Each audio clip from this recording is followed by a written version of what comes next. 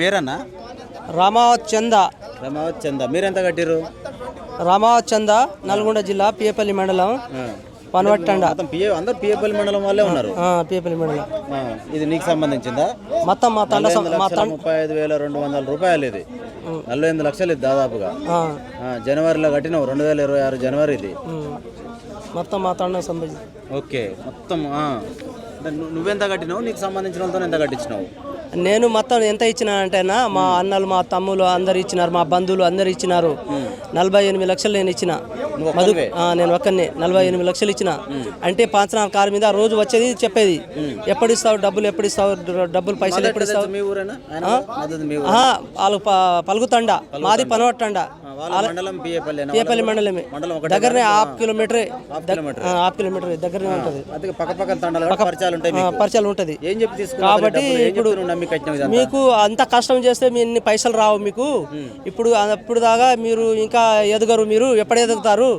మేము 1 లక్షకు 10,000 రూపాయలు ఇస్తున్నాం. ప్రతి నెలకు వడ్డీ ఇస్తాం. మీరు ఇప్పుడు దాకా ఇంకా కిందిగా ఉంటే మీరు పైకి ఎప్పుడు వస్తారు? మీరు డెవలప్ ఎప్పుడు అవుతారు?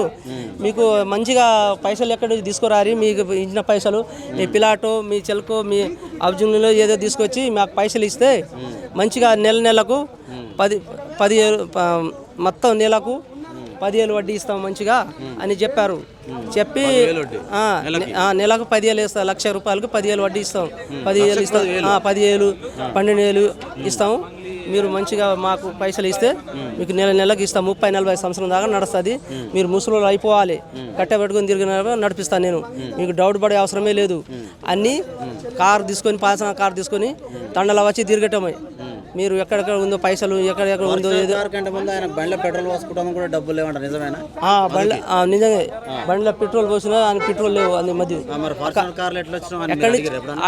అడిగినాం అంటే మేము డబ్బులు మంచిగా సంపాదించుకున్నాము.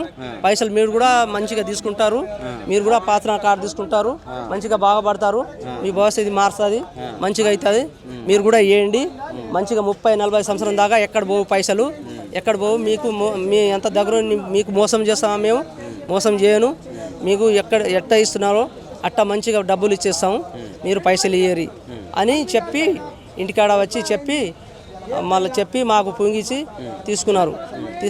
అడిగిరా అసలు ఏంది? పెట్రోల్ కూడా డబ్బులు లేని పరిస్థితి నుంచి డైరెక్ట్ ఫార్చునర్ కార్లో తిరిగేంత వరకు వచ్చిర్రు. ఏంది, ఎట్లా వచ్చినాయి డబ్బులు? అసలు ఒకటేసారి 50 లక్షల కారు ఎట్లా వచ్చిందని అడిగిరా మీరు? అడిగినాం. అంటే మన కంపెనీ ఉంది, గోగిన కంపెనీ ఉంది. కంపెనీ నుంచి వస్తుంది. ఎక్కడెక్కడ మన 5-6 సార్ల కంపెనీ ఉంది, పెద్ద కంపెనీ. అక్కడ మన కంపెనీ నుంచి డౌట్ పడే అవసరమే లేదు. మీరు భయపడే అవసరమే లేదు. పైసలు మంచిగానే వస్తుంది. మంచిగానే వస్తాయి. ప్రతి నెలకు మంచిగానే ఇస్తాయని నేను లాస్ట్ టైంకి ఇచ్చిన. లాస్ట్ టైం అందరు ఇచ్చినట్టు మొత్తం నేను ఇయ్యలే కాబట్టి అందరు నీవు ఎప్పుడు అడిగినా నువ్వు పైసలు ఇవ్వవు, ఈరా నీవు అట్నే ఉంటావు, నీ లైఫ్ అట్నే ఉంటుంది, నీ ఎప్పుడు ఇస్తావు నీ పైసలు అంటే, నేను మా అన్నల దగ్గర, మా తమ్ముల దగ్గర, మా బంధువుల దగ్గర అడిగి నా పైసలు కొద్దిగా ఉంది అక్కడికి మొత్తం కలిగి 48 లక్షలు నేను ఇస్తే నాకు 5 లక్షలు వడ్డీ ఇచ్చినాడు. తర్వాత ఇంకా మళ్ళీ వాళ్ళు మన వాళ్ళు పోలీసులు గారిని ఎస్పీకి వాళ్ళకి తెలిసింది. వాళ్ళకి తెలిసి మొత్తం మధుగానికి పట్టుకుపోయి కేసులు వేసినారు. మొత్తం అంగ్లీనే ఉందని మీరు ఎందుకు చెప్తున్నారు? అసలు ఫస్ట్ మధు ఏం చెప్తున్నాడు అంటే, బయటపడకూడదు, అట్లా చెప్పకూడదు, మీ పైసలు మీకు ఇస్తాం, ఎవరి పేరు చెప్పకూడదు, మీ పైసలు ఎంత ఇచ్చినావో. లేనప్పుడు మోసం లేనప్పుడు పేరు చెప్తే ఏమొస్తుంది అని మీరు అనలేదా? చెప్తే మేము పైసలు ఇవ్వం. మీరు చెప్పినా అనుకో, మా పైసలు ఇట్లా చేసిన చెప్పినా అనుకో, మీకు పైసలు 1 రూపాయి రావు. మీ ఎవరికి చెప్పకూడదు. పలానా డేట్కి మీ పైసలు ఇచ్చేస్తాం. మీరు ఎవరికి చెప్పే అవసరం లేదు, మీరు ఎవరికి అడిగే అవసరం లేదు. ఏ టైంకి ఆ టైంకి మీకు డబ్బులు ఇస్తామని. నాకు 1 నెల కట్టాడు. లాస్ట్ పేమెంట్కి ఇచ్చిన 1 నెల 5 లక్షలు ఇచ్చినారు. 5 లక్షలు ఇచ్చి తర్వాత ఈ నెల ఆయన పట్టుకున్నాడు, ఇంకా డబ్బులు ఇవ్వలేదు. ఇంకా అది పైసలు మోసపోయినా అప్పుడు తెలిసింది. లాస్ట్కు మోసపోయినా నేను. లాస్ట్ నెల మోసపోయినా. ఇచ్చిన పైసలు లాస్ట్కి పోయినాడు. ఇప్పుడు సంబంధం లేదంటుంది. మీరేమో కట్టిన రసీదులతో సహా ఫోన్పేలు, గూగుల్ పేలు, ఈ రసీదులు, ప్రాంప్టరీ నోట్స్లు ఇవన్నీ పట్టుకొని మీరు వస్తున్నారు.